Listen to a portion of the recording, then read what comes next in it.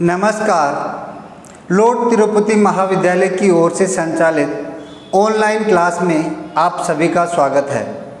आज हम BA part 3 के पॉलिटिकल बुक्स पाश्चात्य राजनीतिक विचारक के बारे में पढ़ेंगे। इनका पहला अध्याय लेते हैं, प्लेटो।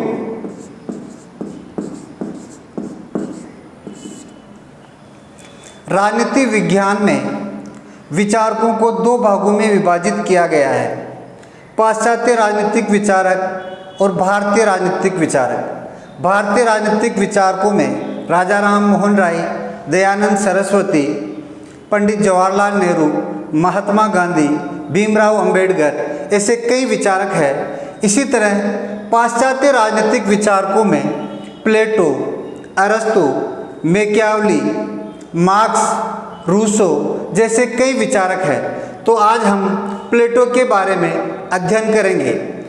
प्लेटो का जीवन परिचय।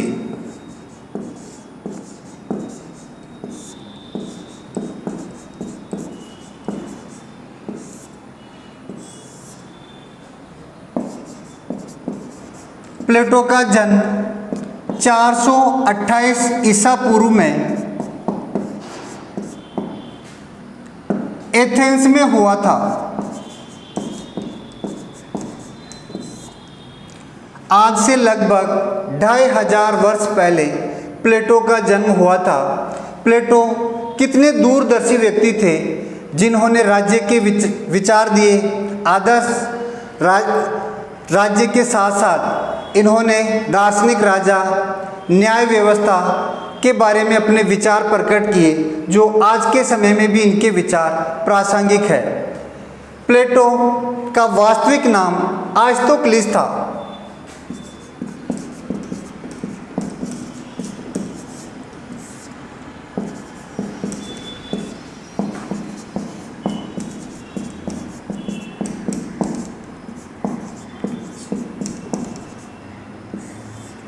लेकिन प्लेटो के चौड़े कंधे होने के कारण इनके शारीरिक शिक्षक ने प्लेटो नाम दिया।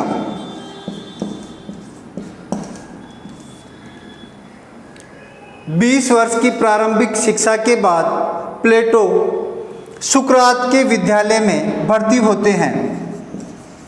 तो प्लेटो के गुरु थे सुकरात। प्लेटो उच्च कुल में पैदा होने के कारण प्रारंभ में इनका उद्देश्य राजनीतिक जीवन जीने का था। लेकिन सुकरात के विद्यालय में 8 वर्ष तक प्लेटो अध्ययन करते हैं। इसी दौरान एक घटना घटित होती है। वो घटना थी इनके गुरु सुकरात को वहाँ के शासक द्वारा मृत्युदंड दिया जाना। इन सुकरात के ऊपर यह आरोप लगाया गया कि सुकरात युवा पीढ़ी के लोगों को भड़काने का काम कर रहा है। इस कारण शासक द्वारा सुकरात को मृत्युदंड दिया गया। इस घटना से प्लेटो को बहुत बड़ा आघात लगता है। इस घटना से प्रभावित होकर प्लेटो ने अपने जीवन का उद्देश्य ही बदल दिया। प्लेटो ने एक दार्शनिक बनने का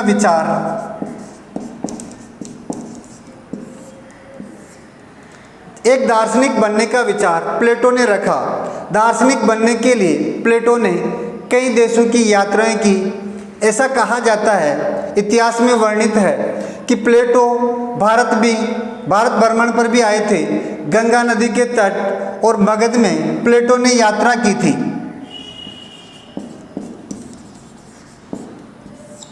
विदेश भ्रमण से लौटकर प्लेटो ने कई पुस्तकों की रचना की, जो इनकी महत्वपूर्ण पुस्तकें हैं। एक बार वापिस इनके जीवन परिचय को रिपीट करते हैं। जन्म 428 ईसा पूर्व में कहाँ होता है? एथेंस में होता है। एथेंस यूनान की राजधानी है। प्लेटो का वास्तविक नाम आरिस्तोक्लिस था। ये नाम किसने दिया? इनके शारीरिक शिक्षक ने दिया। 20 वर्ष तक प्लेटो की शिक्षा घर पर होती है। इसके बाद प्लेटो सुकरात के विद्यालय में भर्ती होते हैं, जहां 8 वर्षों तक अध्ययन करते हैं। प्लेटो ने कई पुस्तकों की रचनाएं की है। अब प्लेटो की पुस्तकें देखिए।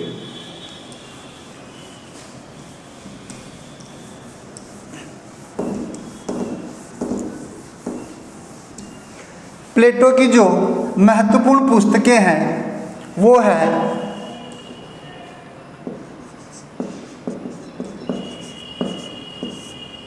रिपब्लिक,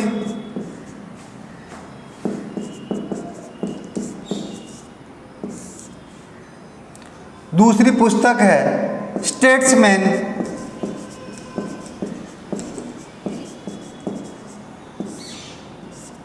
तीसरी पुस्तक है दी लॉज,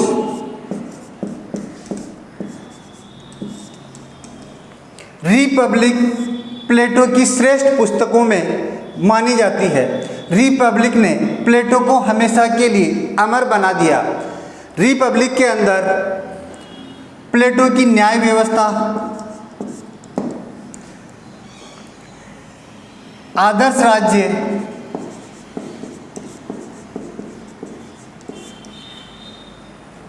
दार्शनिक राजा,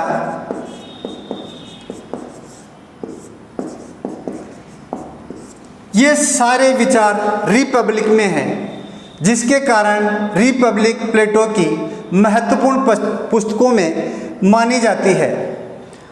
अब अपन प्लेटो की न्याय व्यवस्था के बारे में पढ़ेंगे।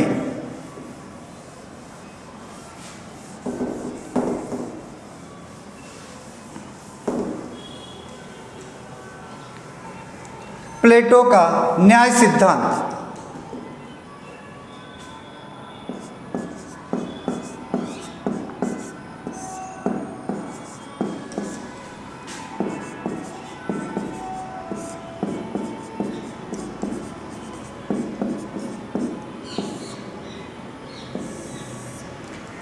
प्लेटो की न्याय व्यवस्था वर्तमान न्याय व्यवस्था की तरह नहीं है। जिस तरह वर्तमान समय में एक न्यायालय होगा, न्यायाधीश उसमें निर्णय देगा, लेकिन प्लेटो की न्याय व्यवस्था इससे हटकर है। प्लेटो न्याय को व्यक्ति का आंतरिक गुण मानता है, जो किसके ऊपर आधारित होती है? नैतिकता के ऊपर।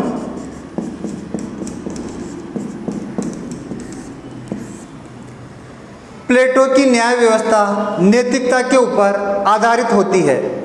प्लेटो न्याय व्यवस्था को दो भागों में विभाजित करते हैं। पहला है व्यक्तिगत न्याय और दूसरा है सामाजिक न्याय।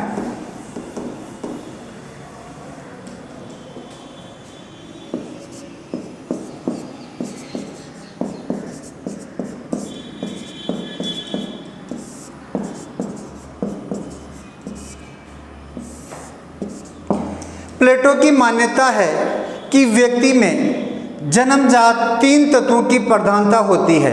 वो तीन तत्व है बुद्धि, साहस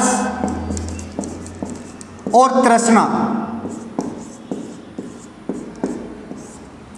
प्लेटो मानता है कि जब व्यक्ति में बुद्धि, साहस और तृष्णा, इन तीनों तत्वों में निश्चित अनुपात में संतुलन पाया जाता है तो न्याय की उत्पत्ति होती है।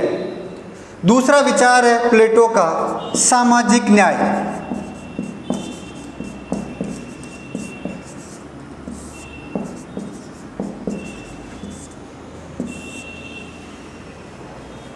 प्लेटो व्यक्तिगत न्याय का ही वृहद रूप सामाजिक न्याय को मानते हैं। प्लेटो की मान्यता है कि व्यक्ति के तीन गुणों के आधार पर समाज में तीन वर्ग पाए जाते हैं। तीन गुण कौन कौन से हैं? बुद्धि, साहस और तृष्णा। बुद्धि के आधार पर प्रशासक वर्ग का निर्माण होता है। साहस के आधार पर सैनिक वर्ग का निर्माण होता है और तृष्णा के आधार पर उत्पादक वर्ग का निर्माण होता है।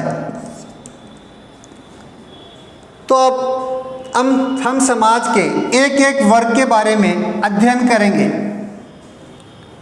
पहला वर्ग है प्रशासक वर्ग।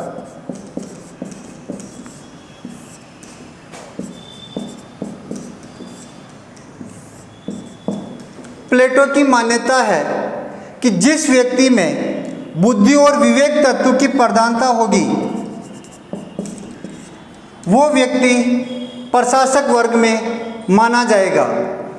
अब आपके मन में ये सवाल आ रहा होगा कि इस तरह वर्गों का विभाजन किस आधार पे होता है। प्लेटो ने शिक्षा के माध्यम से इस प्रकार के वर्गों का विभाजन किया है। जो प्राथमिक शिक्षा प्राप्त करता है वो उत्पादक वर्ग में आता है, जो उच्च शिक्षा प्राप्त करता है वो सैनिक वर्ग में आता है, और जो दार्शनिक शिक्षा प्राप्त कर लेता है वो प्रशासक वर्ग में माना जाता है। तो जिन व्यक्तियों में बुद्धि तत्व की प्रधानता होती है वो प्रशासक वर्ग में माना जाएगा। प्रशासक वर्ग का मुख्य कार्य है राज्य की प्रशासनिक व्यवस्था का संचालन करना, राज्य की कानून व्यवस्था को संचालित करना, शासन के कार्यों का संपादन करना।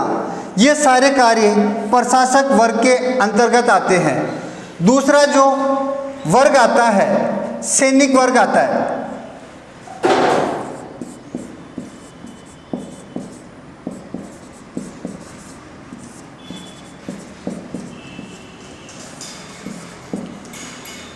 प्लेटो की मान्यता है कि जिस व्यक्ति में साहस तत्व की प्रधानता होती है वो व्यक्ति सैनिक वर्ग में माना जाएगा।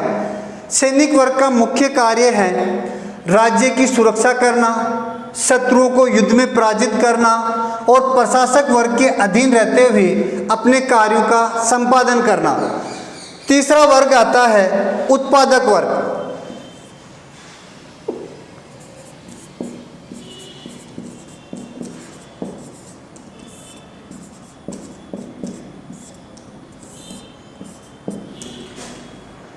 प्लेटो की मान्यता है कि जिस व्यक्ति में तर्षणा तत्व की प्रधानता होगी वो व्यक्ति उत्पादक वर्ग में आएगा। ये एक तरह से राज्य की आर्थिक नींव होते हैं।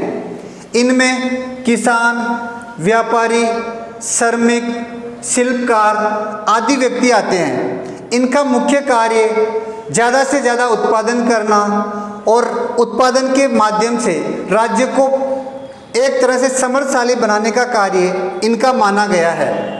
प्लेटो आगे कहता है कि जब इन तीनों तत्वों में प्रशासक वर्ग, सैनिक वर्ग और उत्पादक वर्ग, ये तीनों वर्ग ईमानदारी के साथ अपने कर्तव्य का निर्वहन करते हैं, एक दूसरे के कार्य में हस्तक्षेप नहीं करते हैं, तब जाकर न्याय की उत्पत्ति होती है।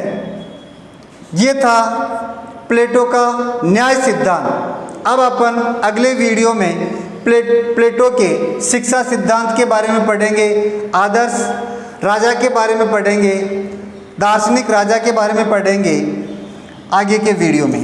Thank you. जय हिंद।